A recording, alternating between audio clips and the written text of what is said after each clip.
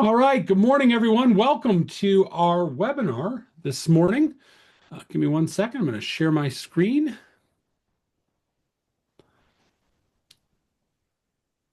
We are very excited to have you all here with us this morning for our webinar. My name is Tom Leitz. I'm the Associate Director of Training and Development with MASSP. I'm joined by the incredible Dr. Jeremy Singer, Professor at University of Michigan Flint. For our webinar, it's not just about showing up, rethinking chronic absenteeism. And literally about a year ago, I think, Jeremy, I talked to you and I got a copy of this amazing book, Rethinking Chronic Absenteeism, which I'm on my third reread of right now as we prep for some other work. As we get going and as people are coming on, I want to invite you in the chat, take a second to introduce yourself, who you are, where you're from, what your role is in that school, so that other people can see who you are and what you're doing. If you have one hope or one question for today's session, please put that in here as well. During the session, after Jeremy gets going, we will have the Q&A open. So if you have pressing questions while we're going on, we should have about 180 people or so in this webinar this morning, so please use the Q&A. Things will get lost in the chat. The chat's great for stuff like this, as we're getting to know who's here and see kind of the breadth of folks, from my friend Josh Jones up in the UP to folks down in the southwest corner of the state. We're happy to have such a wonderful array of Michigan here. And what's really neat about this conversation and about the work that Jeremy and Sarah did is that it really has to do with schools in Michigan.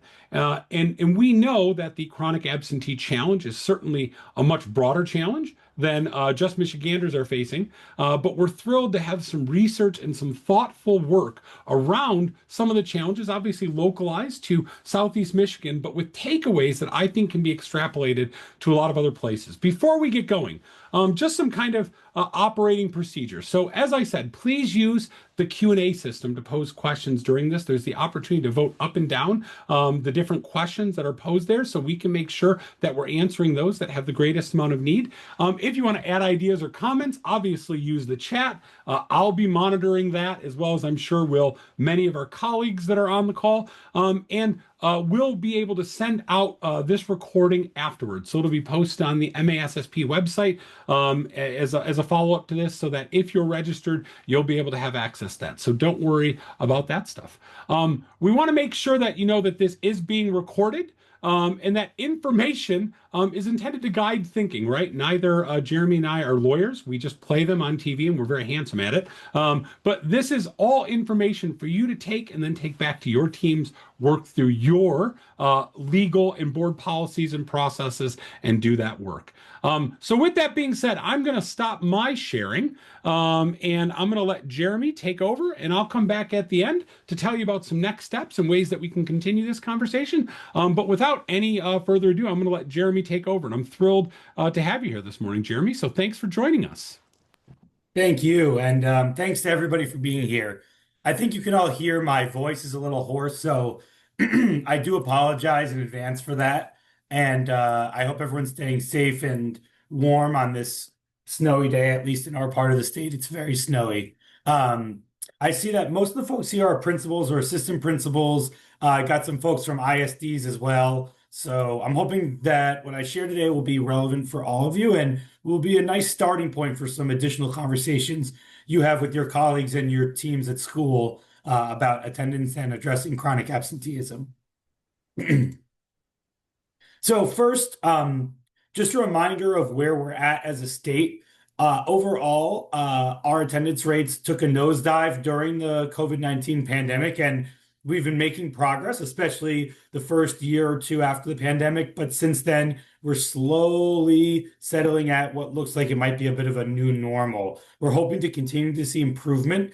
You can see on this graph at the very bottom of the screen, actually districts that had the very worst attendance, like Detroit, where some of my insights are coming from, have seen some of the most improvement and recovery in the last couple of years. But for most other schools up and down the spectrum of attendance rates, things are kind of settling down a little bit worse than they were prior to the pandemic. And so our goal is that some of the recommendations and insights we have here can help move the needle forward.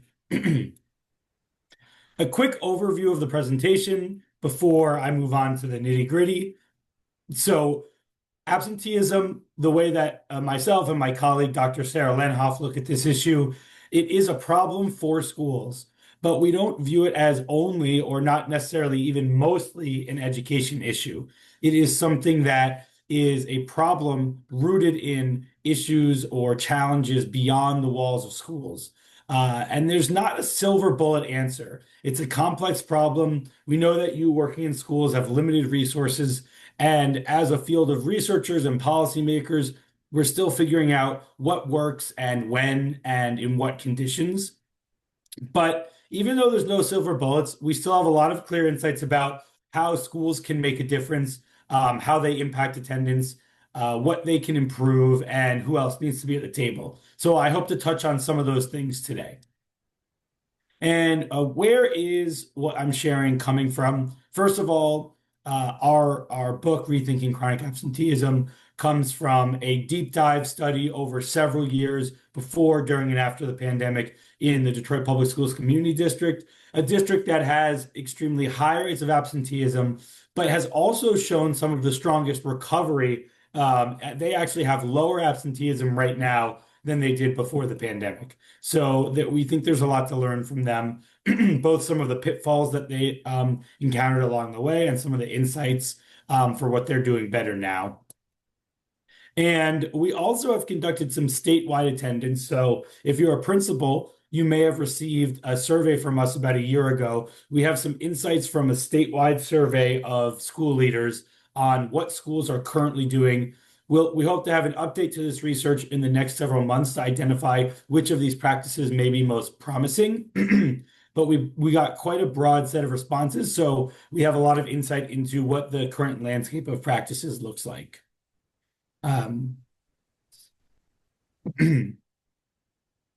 So a little bit of background to start. How do we think about the issue and the causes of chronic absenteeism?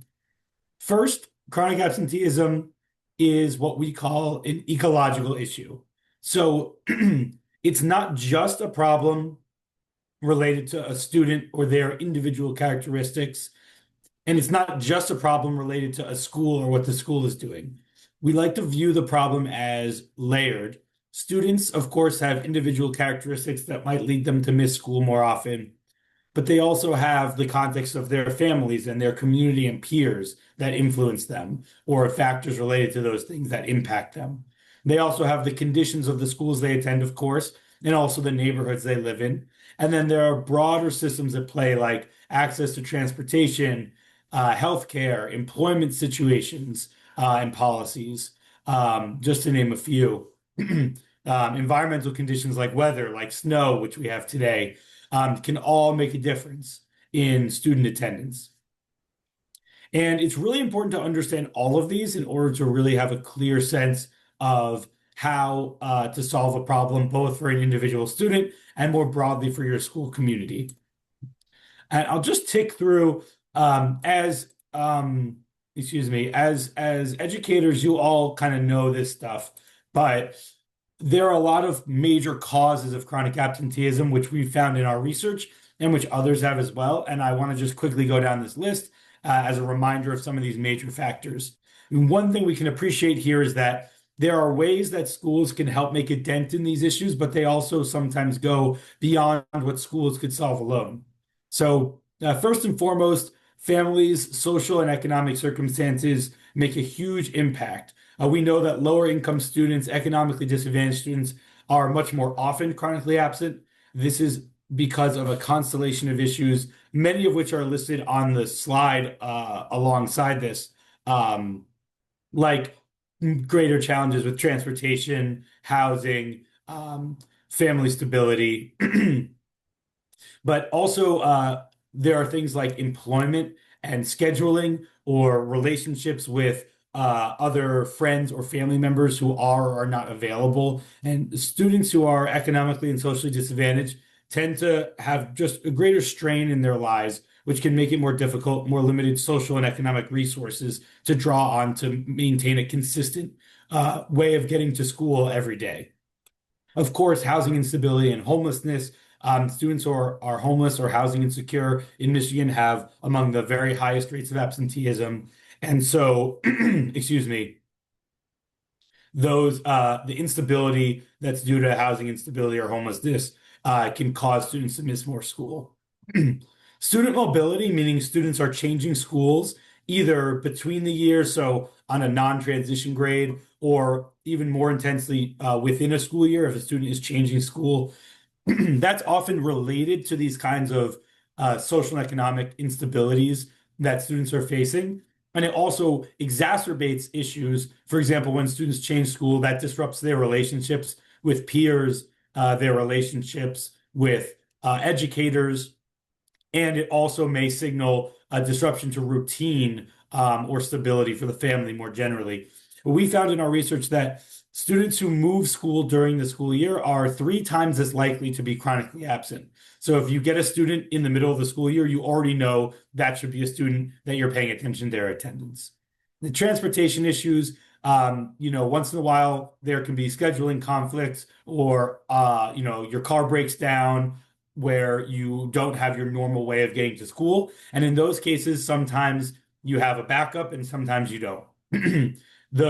When families have transportation issues, they're exacerbated by financial insecurity or a lack of family or friends to support in those instances. And then, of course, some schools and some communities are able to offer school buses, but we know there can be issues with limits to the bus routes or bus driver shortages. We also know some communities have public transportation and others don't. In some places, like rural context, there are geographically large areas, which can make it hard to provide transportation regularly. In urban areas, there can be issues like crime and safety, which can then bleed into transportation issues. Then, of course, there's health. When students are sick, they tend to miss school. Chronic illnesses also cause a lot more absences. And I think you all know that mental health issues are especially on the rise and are an increasingly consistent reason that students are missing school. And last but not least, school-based factors. So when it comes to schools, we in particular think about things like discipline. So suspensions or exclusionary discipline can lead students to miss school.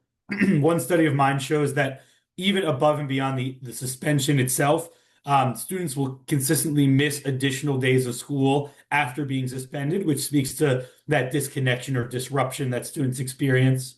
More generally, if students feel disconnected academically, disengaged, or socially, that can be a reason why they miss school. Or if they're struggling academically or experiencing negative social dynamics like poor relationships with educators or bullying from peers, all these things can cause absences and are definitely things that schools can directly address. But the important thing is that when students are missing school, it's oftentimes one of these things, but even more often, it's a combination of these things. And so it's just sort of a reminder, going back a slide, of how complex the issue of absenteeism can be, both for a school and even for an individual student. Hey, Jeremy, if I can just really quick interrupt, and this was one of the things that both terrified me and I appreciated most about this read, right? So, as a school principal of 15 years, my job was to solve problems. And so I immediately went to how do I solve this problem, right? And I was hoping, after reading Rethinking Chronic Absenteeism, was going to be like, haha, there's a silver bullet, there's a way to do this.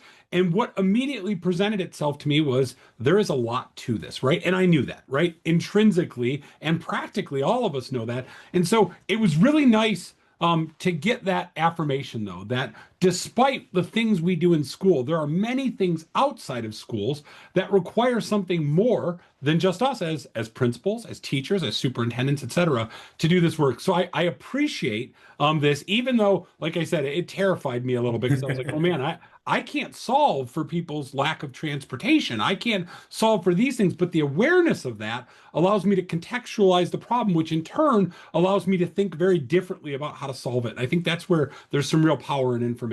So I really appreciated it. Yeah, thank you for saying that. And the goal of this is just to set the stage. We want everyone to have a realistic view of the problem, because what we hope is that this will ultimately be empowering. It can feel a little bit disempowering at first, but we want school leaders and other educators, we want you all to feel like you have a clear sense of the problem and a sense of what is the role of schools. one problem that we have is when we hear people outside of schools talking about the fact that schools sort of should solve this problem alone.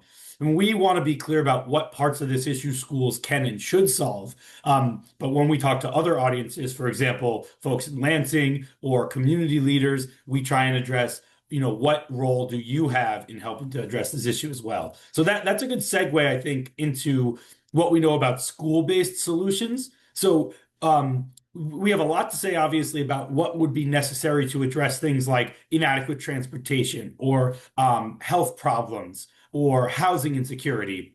But when we're talking about what to do within schools, this is where I hope that we can get into something a little more concrete and tangible for all of you. So broadly speaking, and I hope this is helpful, in our work, we have been thinking about how schools solve the issue of chronic absenteeism in three major categories.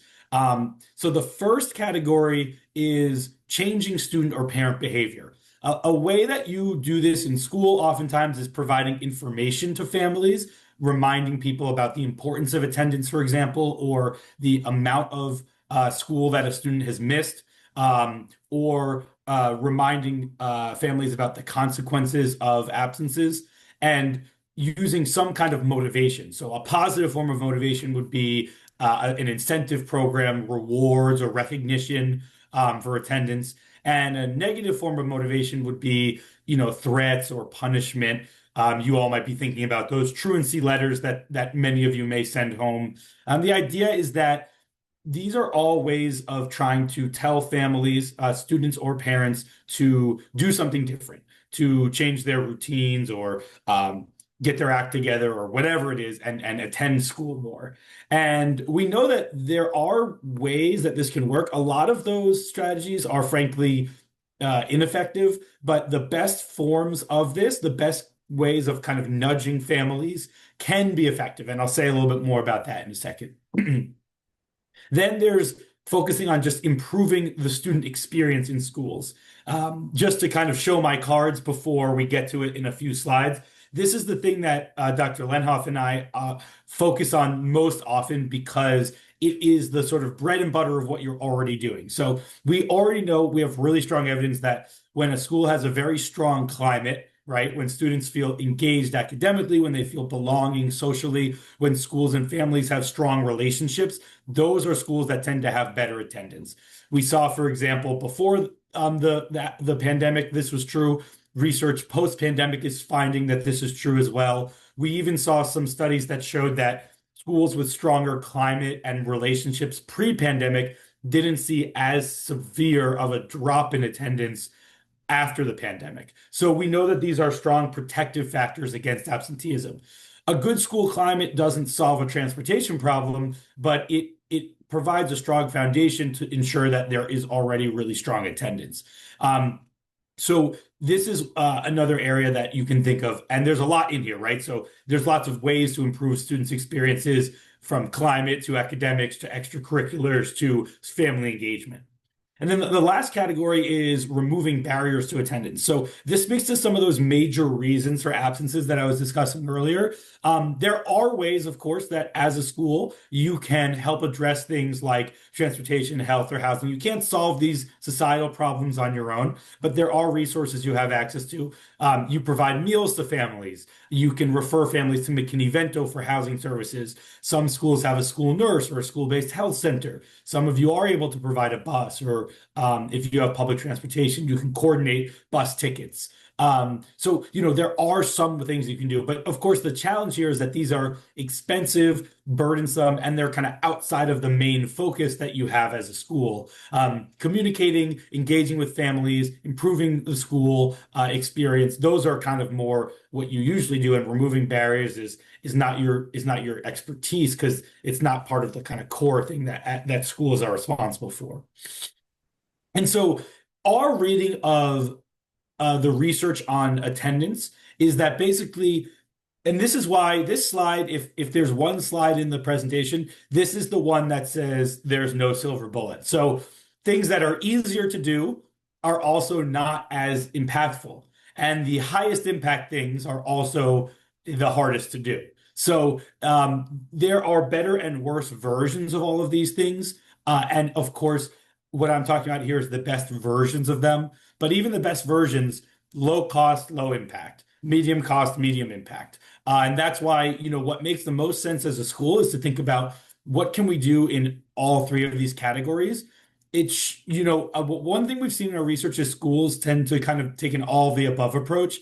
And you want to be really thoughtful about which of these practices and which types of practices you're using. So, nudging parents or students, for example, there's really robust research on this. If you do a really good version of that, if you're strategically sending text messages, for example, or short letters home, not those long, jargon lawyerly letters, but simple, short, to the point letters. These can be really impactful. Doing these at a critical juncture during the school year, or thoughtfully reaching out to parents, not expecting a response, but just thoughtfully nudging them, reminding them of the importance of school in a supportive, warm tone, or letting them know how many days their child's missed so far and the importance of having them there. We've seen studies consistently show that this can usually improve attendance by like 1 or 2 days. So that's not nothing, especially since that's very doable. It's worth doing these things well, but you shouldn't expect them to solve your problems overnight, because they only tend to have a modest impact. Same with things like improving school experiences. We know that like schools with the really, really best culture and climate tend to have students miss substantially fewer days of school than schools that have the worst climate. Now, obviously, there's a little bit of a chicken or an egg, because attendance issues can lead to a worse climate. But generally speaking, if you're really strengthening your climate, maybe you're talking about something like 4, 5, 6 days more of school attendance, right? And so that can make a really big difference. Same with improving the academic climate. Strengthening expectations at school, improving the academic experience. These can all move the needle by a few days on average, is what we see in our research. And since these are things you're already focusing on, you already are trying to improve instruction or strengthen instruction. You're already trying to provide a positive climate. You should be thinking about these things as attendance strategies. And then removing barriers, of course, if you can, solve the problems that families are having, if you can do intensive engagement, casework with families, identify problems and solve those problems, you can really improve student attendance. For example, there's a study out of Connecticut that did this sort of intensive engagement, and I think they found substantial improvement in student attendance, like up to 10 days or something. But the thing is, it's not easy to do this. If you have a school of 200 students and you have, let's say, 40 or 50 students that are chronically absent the last year, it's a lot of time and effort to engage with those families at a deep level, let alone even figure out what those problems are and connect them to the resources that they need. So all of these things are worth doing, but it's important to recognize that some are easier to do, but are also lower impact. Some are harder to do, but are also higher impact. I'm going to let you kind of guess in your minds for a second. So when we surveyed schools, we asked them how frequently they were doing a variety of practices related to attendance. And this is a survey of principals here in Michigan. So about 40% of principals across the whole state responded, which is really great. And thanks to Tom, by the way, among others, for helping us get that response. Think about these three practices for a second and guess in your mind, which of these do you think is the most frequent, the kind of thing that schools are doing most often? And which are the things that schools are doing the least often? I'll pause for just a second to let you think about your guesses, and then I'm going to show you the answer. Yeah, and throw it in the chat. What do you think, right? The chat is an interactive place. Put it in there to everyone or just to us, but what do you think is actually doing the job, getting it done? I'll reveal in just a second. So one of these is by far the most common. One of these we found was substantially less common.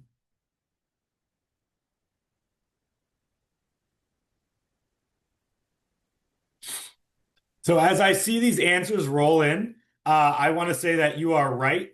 No surprise. By far the most common thing here was nudging practices, or practices that address student and parent behaviors, maybe a broader way to put it. But I want to point a couple things out.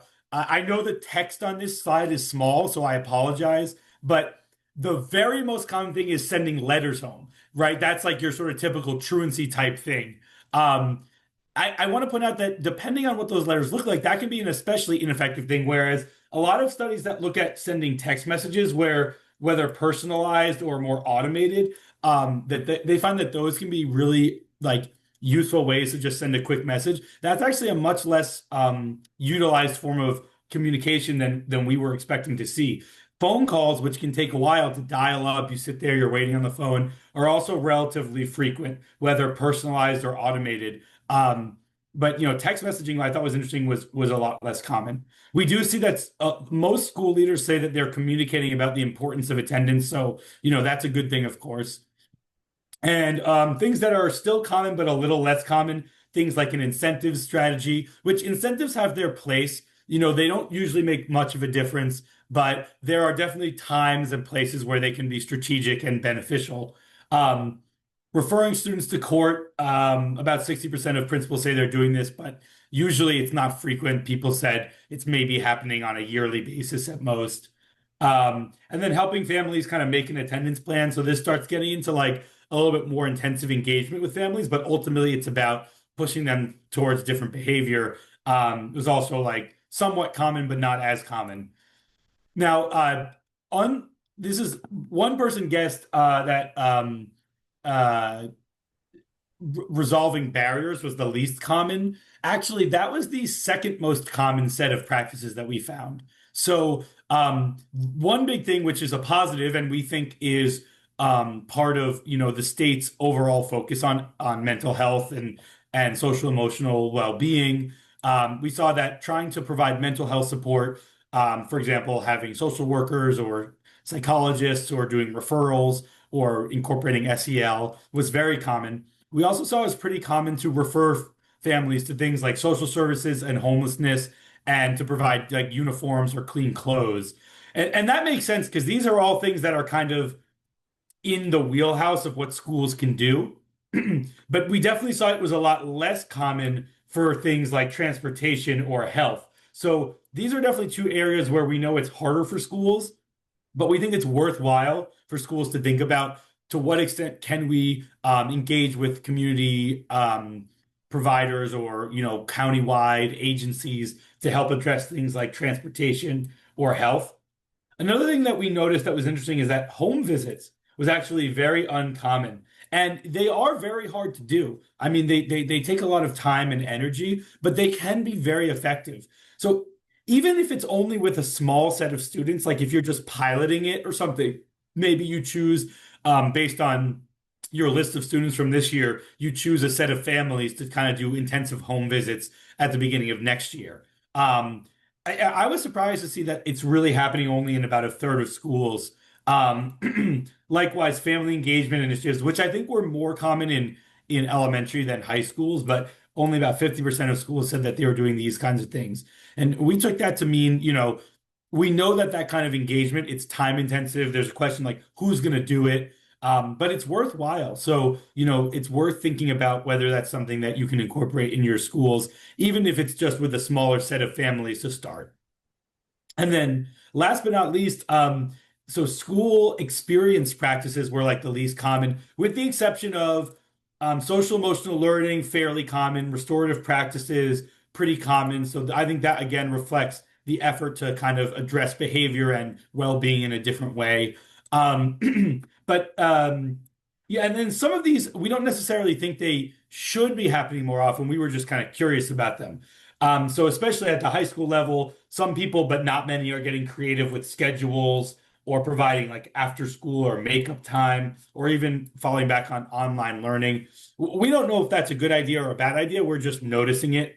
But personalized learning, for example, only like 20% of schools said that they were trying to personalize learning or said that they were adopting a new curriculum. Only 10% said that. So, I think it's worth noting that, like, generally speaking, we feel like there might be a little bit of a disconnect for schools between how they're thinking about like the school experience, instructional or social experience and school attendance.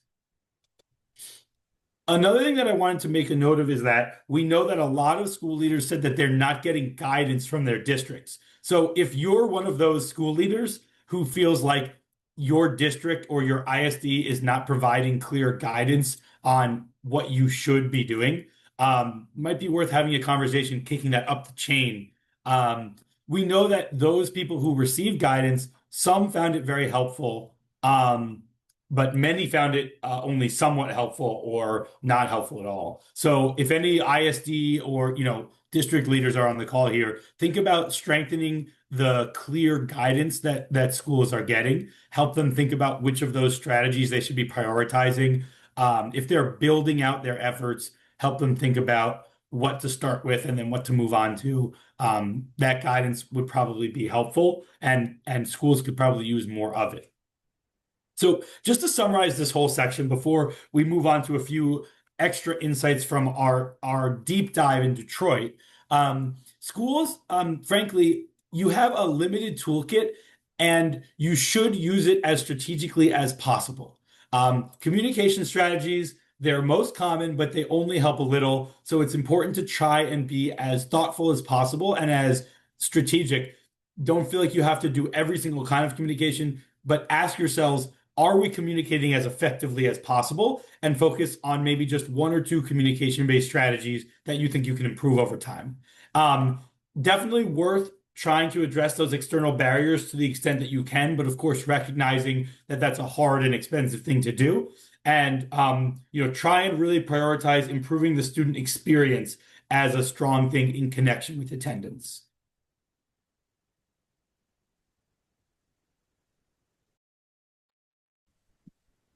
Okay, so I'm going to move us on now to our case study in Detroit. This is a reminder, something that we engaged with Detroit on an intentional way from, I think, started in 2017 or 2018. In the middle of that, the pandemic happens, of course. And so we got to see what was going on during the pandemic. And then we've kind of followed and continued to work with them since then. And I want to share a little bit about what was happening there. The truth is, a lot of our work comes from an earlier period in the district. And so I want to speak to some of the early challenges that they faced, hoping that you can kind of learn from those challenges and be thoughtful about how you apply those lessons in your own context. But I also want to highlight what some of the great things are that they've been doing. Probably the main thing is just that they've been very intensely focused on this issue for a very long time, longer than many other districts here in the state, just simply because it's been a bigger issue for them for longer. And so just by having that focus and that intentionality of building out systems and strategies and guidance, they kind of have a strong foundation to make progress. So, they deserve a lot of credit for that. Basically, there were two key elements to what we saw happening in Detroit. The first was hiring attendance-specific personnel, and this is not realistic for all schools or districts, and it's not necessarily even the right thing to do, but it was one of the key elements that they decided to pursue. And these people were essentially responsible for all of the different strategies that we were talking about. School-based strategies like communication, improving schools, and also removing barriers, and in some cases, things like truancy enforcement. And then they also kind of built out a multi-tiered system of support. I'm sure this sounds familiar to you all. I bet there are many of you that are thinking about attendance in an MTSS way in your schools already. I think we saw in our survey that about 60% of school leaders are thinking about attendance with MTSS. So, this will be kind of familiar to you. But as a reminder for those who don't know, MTSS is a sort of tiered system, and the idea is that each tier comes with an escalating set of strategies. So the first tier is thought of as the universal tier, and you all might already be doing this in other areas like behavior or instruction. So in attendance, the idea is students, whether they're chronically absent or not, they benefit from a common set of things, like all students should get positive messages about attendance. All students should be provided with certain resources like meals, or, there's lots of like universal strategies. And then targeted support is where you have students who are chronically absent. You start to work a little more intensely with them and provide specific strategies to support those students. And then tier 3 is intensive. And one thing that you would notice here is that in the ideal like kind of model of MTSS, most students are supposed to benefit from universal practices, and just a small percentage of students are supposed to need intensive or targeted support. But in Detroit, the truth is that about a third of students were in each tier. So unlike the kind of ideal assumptions of MTSS, and this was true then and is still true now, a lot of students for the district are in tier 3 and in tier 2, meaning that just approaching from the typical MTSS framework where you assume that some universal practices are going to make a huge difference, those might be helpful, but they're not going to be sufficient given how many students are missing that much school. And of course, Detroit has very high absenteeism rates. I see some colleagues on the call here from other urban districts where I know you have similar situations.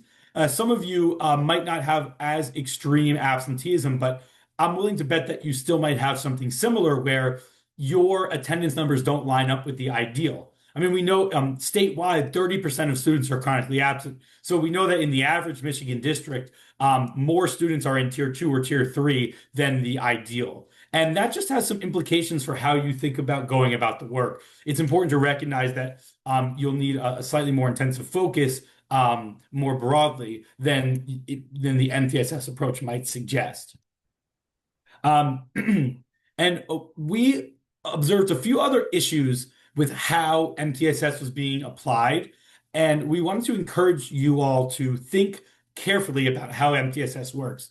The biggest thing I want to say is that I want to highlight the second bullet point the most, which is the conflation of the tiers, which are the levels of absences, with the solutions or the reasons for absences. So what we saw happen is that even though the tiers are just about the amount of school that students are missing, that each tier would kind of be assigned specific strategies. So the first tier, universal, that would usually thought of as like those nudges, communication, incentives. And then tier 2, that was thought of as more intensive, like casework, so mentorship, family engagement. And tier 3 was where you started to get into intensive support with transportation or housing or healthcare, and also things like court prosecution if needed. But the truth is, the reason that students are missing school is not the same as the amount of school that they're missing. So transportation, for example, if you have a transportation issue, you could be missing 1 day of school a month, or you could be missing 3 days of school a month, or you could be missing 5 days of school a month. Just the amount of school you're missing does not tell you why the students are missing or how to solve their problem. So you don't want to accidentally create a rigid system where every single level of MTSS has like a specific strategy, and there's a tier 1 student or a tier 2 student who needs help with transportation or health, but they're getting mentorship. There's like a mismatch there in the strategies and the reasons. So that's one thing to be careful about. The way to break out of this that I've seen some districts do, which I really like, and I think DPSCD has done this now as well, is each kind of major reason for absences should have an intervention in every tier. So transportation, for example, universal strategy for transportation is providing school-based transportation. Not everyone can do that, but if you can, that's an example of a tier 1 transportation strategy. So all students, you should be making sure you know whether they have a way to get to school, and you should be like encouraging them to get on the bus if they have transportation issues. Then tier 2 and tier 3 looks like looking for resources outside of the school, maybe helping to coordinate carpool, or helping families develop a better transportation routine at tier 2, or like seeking out gas cards or other like transportation services from like the state or the county or something like that. That can be like a tier 3 strategy. But see, the idea is that the transportation isn't saved for tier 3. You're already thinking about it at all the tiers. And I'll use another example like school culture. So, it's easy to think of universal strategies related to school culture, like having positive messages about attendance or other, I'm not a school culture and climate expert, but you all know what it looks like to really strengthen school climate and have these like school-wide strategies. Excuse me a second while I just plug in my computer.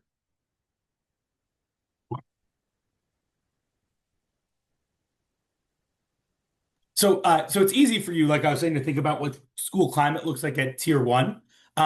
But then you should be thinking carefully about school climate at tier two and tier three. So that's where things like if students are experiencing serious isolation, maybe you have like advisory or small group get-togethers or mentorship, or if students are really feeling disconnected, that's where you do more intense kind of you try and like really figure out like a belonging intervention, right? Like you really try and check in, check out with students or get them signed up for activities that they might not be involved in, or, figure out something to kind of really help with their experience in the climate and the culture. So those are just examples of how one way you can kind of break out of the trap of MTSS is by having every kind of major issue that you're thinking about should have a tier one, tier two, and tier three strategy where possible. The other thing is what we noticed is like what happens with the MTSS, and this happens in academics as well. I know this is not something that you're going to be strangers to, is we start to see the schools would start to prioritize tier two students in particular, thinking that they were kind of easy to get over the hump, and there was a lot less attention paid to tier three students. We like to use the word triage. So there's a metaphor with like the hospital. You're thinking about who's your most severe cases. And unfortunately, what ends up happening is what we've seen is like, because you want to really push as many students into tier one as possible, you can kind of end up paying less attention to students with severe absenteeism. And I get the logic because you have limited time and resources, and you want to boost your chronic absenteeism numbers. You want to get those as low as possible, right? So if students are like kind of on the edge, you want to focus on them. But the problem that we've seen is just that attendance matters for every student. Every day that you miss is consequential. So for the same reason that you're using tier one strategies and you're encouraging all students to miss as little school as possible, you also want to take students who might be missing 15, 20, 25% of days and try and get them here a little bit more. Because remember, why do we care about attendance in the first place? We know that students will do better academically when they're in school more often. We know that students will feel more connected and have better social development when they're in school more often. The overall climate of your school will benefit. And so getting a student who's missing a lot of school to attend school more frequently, even if they're still chronically absent, it's still worthwhile. So that's another kind of trap that we want to avoid with MTSS is don't only focus on those students that are like right at the edge.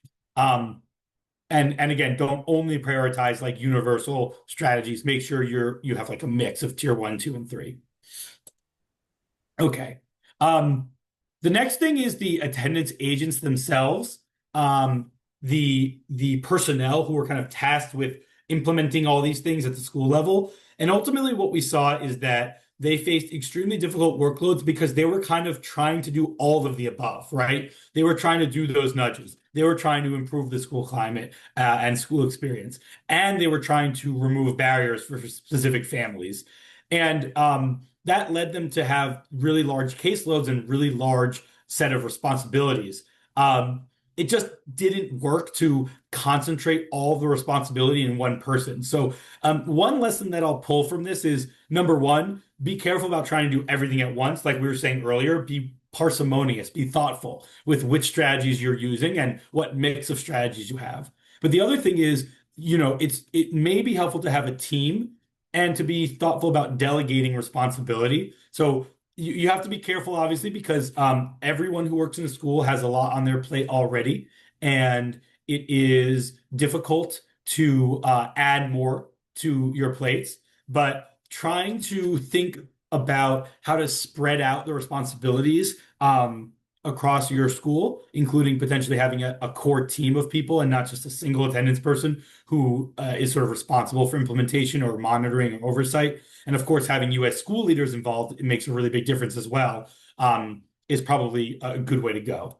Some things that we heard from these attendance agents who were kind of had primary responsibility is that there's just always work to do and that they had a routine, but it rarely went according to that routine. We wanted to try and just put this in context too. I mean, now this is a little bit unique to Detroit because they have so many chronically absent students, but there's still something worthwhile in it for everyone, even if you yourself are not in that situation. I know many of you have very high absenteeism rates like DPS, CD, but even if you don't, just think about the burden on students and families. The burden on your personnel, I should say, if only one person is responsible for reaching out to students and families. So there was sort of a rule that by the sixth absence, every student would have to get some kind of check-in, like a home visit or a meeting. By the 60th day of school, so a couple months in, 43% of students at the average school in the district were at 6 absences, meaning that the average attendance agent had to try and arrange meetings with 200 students. And by the 120th day of school, that was up to 72%. So almost 350 students at the average DPS-CD school had to have some kind of meeting like this. And so you can just imagine how quickly this balloons and gets out of control. And so the point of this is not saying don't do these things. The point is saying recognize how you have to be thoughtful and strategic to manage the challenge of actually implementing these things. Start small maybe and figure out what's sustainable, and then scale up to the rest of your school from there. The last thing that I need to address about what we learned in Detroit is the role of kind of negative perspectives, and also how that ties into truancy and the truancy process. So, pretty much everyone that we talk to now and during our research in Detroit and all over the state as we're continuing our statewide research recognizes that those factors that we talked about, especially things like poverty and inequality, really lead to student absences. But over time, especially as these attendance agents and other school personnel, principals included, were feeling frustrated by a lack of progress, they really started to lean into these deficit perspectives, as we put it, feeling like the problem was just that parents were unmotivated, they weren't responsive, they weren't informed, they didn't care. Now, obviously, there are some families where that's true, but in our approximation, I mean, based on our research with families, we found very few instances of genuine disengagement or neglect. And we found really the truth is families have hardships and difficulties in their lives, and what they need is support and engagement from schools, not punishment. But what we saw is because of frustration and because of this feeling that the problem was just lack of motivation or lack of engagement, there was a call for like accountability and the use of court-based prosecution. And actually in Detroit, very few families got sent to court. The district was pretty committed to avoiding legal prosecution, but attendance agents still really wanted to use it as a tool. So they would still kind of communicate about it. They would threaten it, just feeling like it was something that they could do, something that could be more aggressive for them. And this was pretty problematic in our view, because on one hand, you're trying to build positive relationships and supportive relationships. Then on the other hand, you are threatening families with court action, which really turns them off. I don't have any quotes here from parents, but I should, because we have examples of parents who we spoke to in our research who talked about really feeling demeaned or belittled when they're going through some kind of hardship, and all they're hearing from the school is, you're going to get in trouble for this. We all know that there are some instances of this out there, but one of the real problem that we see is when this kind of infects the school and becomes the dominant way that people are thinking about the problem, which we saw can happen pretty quickly. Not in all cases, but in some cases. And so that can really kind of derail both what the school is focusing on and also kind of the overall attitudes, and it can create problems for the relationships that are really at the bedrock of solving this problem. We spoke to one of the leaders in the district about this, and he said, the truth is, this is really just like 5% of families. So keep in mind at this time, chronic absenteeism was at around 70%. It's now down in the district to around 60%.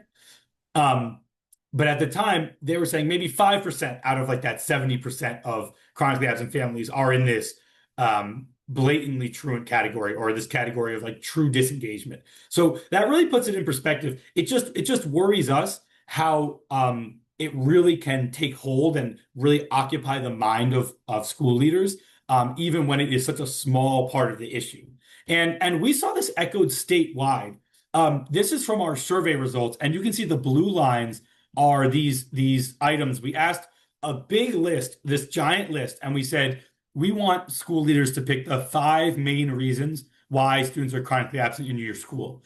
And 80% of school leaders picked at least one of these parent motivation, parent, misconceptions or parent misinformation issues. You can see the top one. So in people's top 5, 63% of principals said that parent motivation was like a top 5 issue.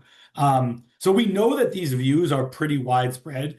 Now, it may be the case that everyone is saying, well, there's a handful of families in every school, and that's why it comes up so frequently. And we know that other issues like transportation or poverty or academic challenges, that these things are coming up near the top of the list as well.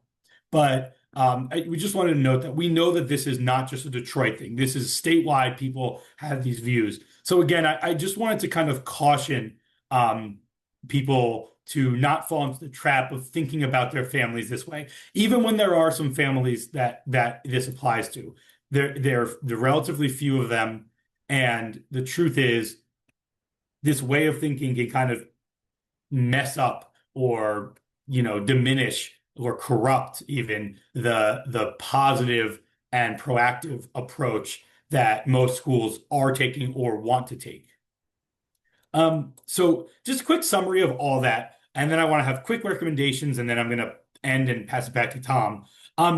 So school-based efforts, they're often not well aligned, and so it's really important to be thoughtful about what you're doing and when. And with MTSS, which is like oftentimes the main way that schools are organizing their efforts, including probably some of you here, just try to avoid falling into the trap of a rigid system. And a system that is not attentive to all students. And also just be careful not to overload people who are responsible for attendance with a variety of conflicting expectations and a difficult workload. As a school leader, be attentive to thoughtful or careful approach there. And then last, I'll just reiterate, try to avoid those deficit perspectives and a punitive approach.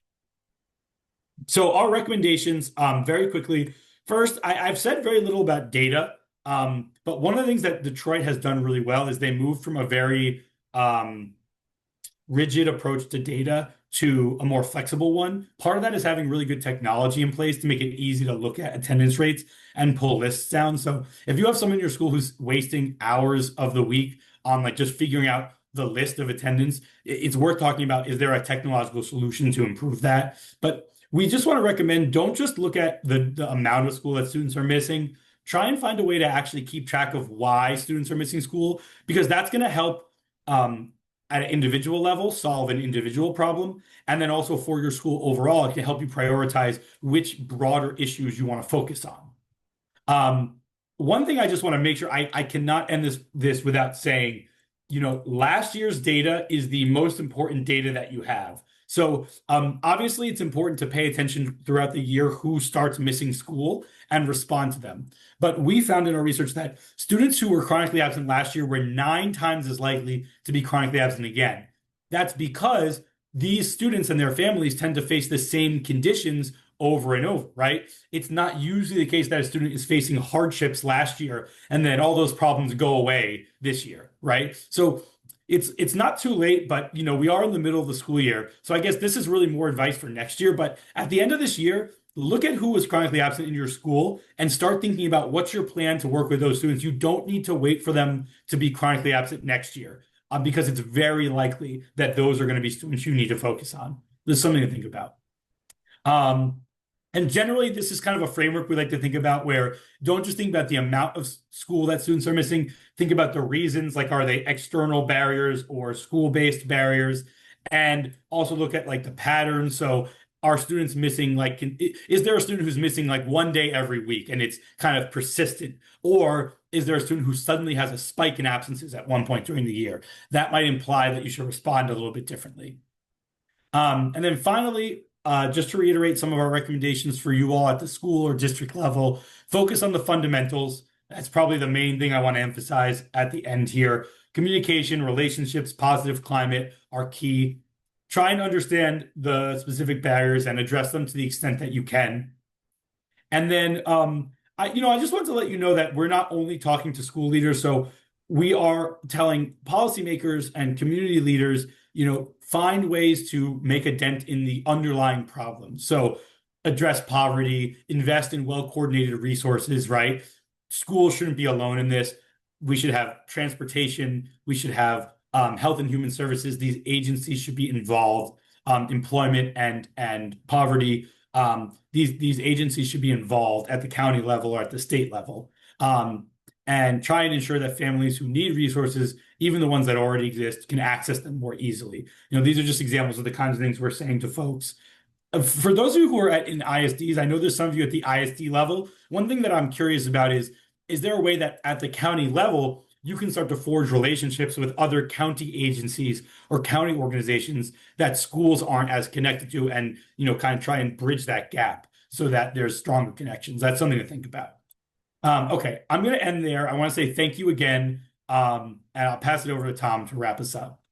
Yeah, and Jeremy, thank you so much. Like this is a lot of information. I'm sure you guys are like, whoa, all right, there's a lot going on here, and there's a lot of information. So as Jeremy lays this all out, and the book does a lot to explain the nuances that obviously in an hour webinar we can't get into. So if you're interested in continuing this conversation, I'm going to drop a link into the chat, but you're welcome to join us for a 3-part book study that we're going to do on their book, Rethinking Chronic Absenteeism. Not only is it going to be a book study, but it's going to work through giving you some ways to, in those intercession times, to really think about what you're doing within your school and how you can start thinking forward to start planning this. So if that's something that interests you, if you want to deepen this work and really dive further into this conversation, we would certainly encourage you to join us. Jeremy will also be joining us at our AP and Dean Summit in February up in Mount Pleasant.